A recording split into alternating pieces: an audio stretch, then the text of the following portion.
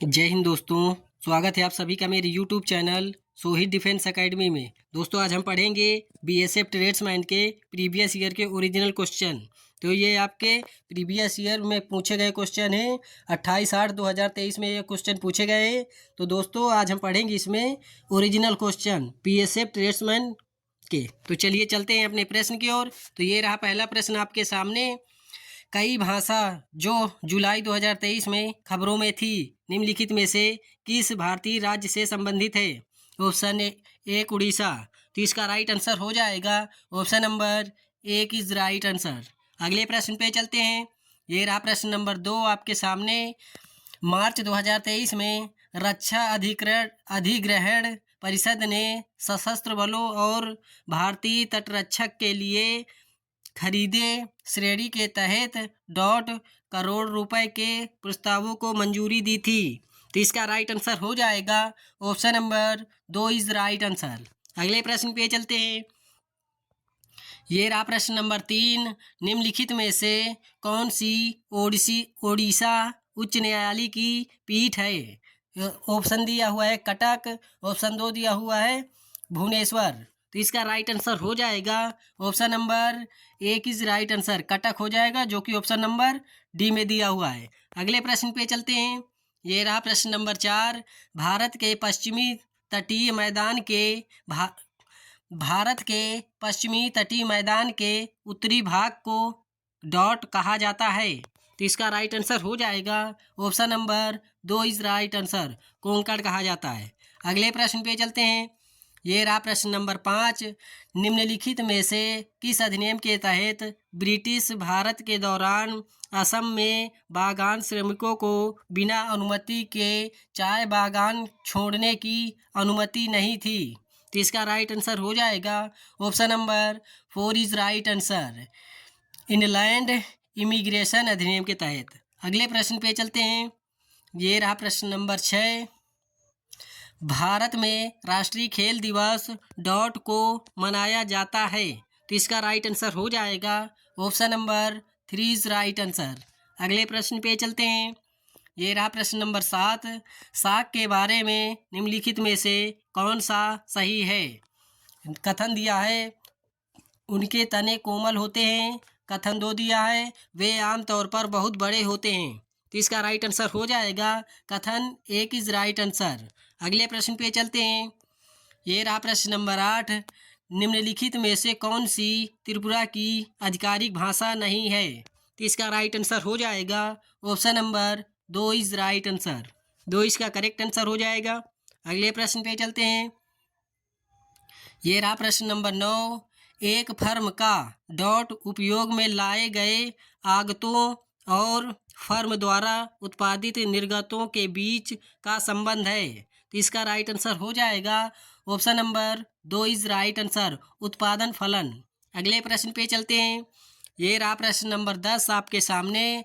भारतीय संविधान की उद्देशिका में अभिव्यक्ति राष्ट्र की एकता को राष्ट्र की एकता और अखंडता में कब बदला गया था? तो इसका राइट आंसर हो जाएगा option number 4 is right answer, 4 इसका करेक्ट आंसर हो जाएगा। अगले प्रश्न पे चलते हैं। भारत की 2011 की जनगणना के अनुसार कर्नाटक की साक्षरता दर क्या है? तो इसका राइट आंसर हो जाएगा option number 4 is right answer, 75.37% है। तो इसको भी नोट कर लेना। ये रहा प्रश्न नंबर 12 आपके सामने। डोला पूर्णिमा निम्नलिखित में से किस भारतीय राज्य से संबंधित है? तो इसका राइट आंसर हो जाएगा option number 4 is right answer, Odisha से संबंधित है। अगले प्रश्न पे चलते हैं।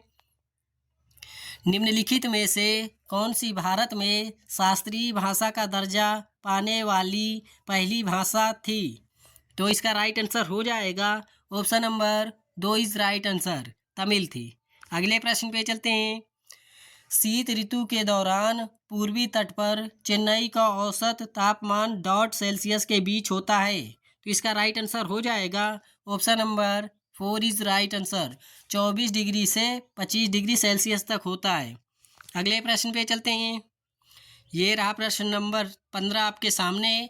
निम्नलिखित में से कौन सा चंद्रयान-3 मिशन का एक उद्देश्य है। कथन दिया है, एक चंद्र सतह पर सुरक्षित और नरम लैंडिंग का प्रदर्शन करना। कथन 2 दिया है, यथास्थान वैज्ञानिक प्रयोग करना। तो इसका राइट आंसर हो जाएगा option number A is right answer. A और बी दोनों हो जाएंगे। अगले प्रश्न पे चलते हैं। भारत की 2011 की जनगणना के अनुसार महिला जनसंख्या प्रतिशत में कितनी है? तो इसका राइट आंसर हो जाएगा option number A is right answer, 48.5% है। अगले प्रश्न पे चलते हैं। चरक संहिता पुस्तक डॉट से संबंधित है। तो इसका राइट आंसर हो जाएगा option number 4 is right answer. 4 इसका करेक्ट आंसर हो जाएगा। अगले प्रश्न पे चलते हैं। ये रहा प्रश्न नंबर 18। 1919 को अमृतसर में कुख्यात जलियांवाला बाग हत्याकांड हुआ था। तो इसका राइट आंसर हो जाएगा option number 3 is right answer. अगले प्रश्न पे चलते हैं। 15वीं junior boys national boxing championship 2023 निम्नलिखित में से किस भारतीय राज्य में आयोजित की गई थी? तो इसका राइट आंसर हो जाएगा option number 2 is right answer. अगले प्रश्न पे चलते हैं। ये रहा प्रश्न नंबर 20। राष्ट्रीय आय लेखांकन के संदर्भ में निम्नलिखित में से कौन सा कथन सही है?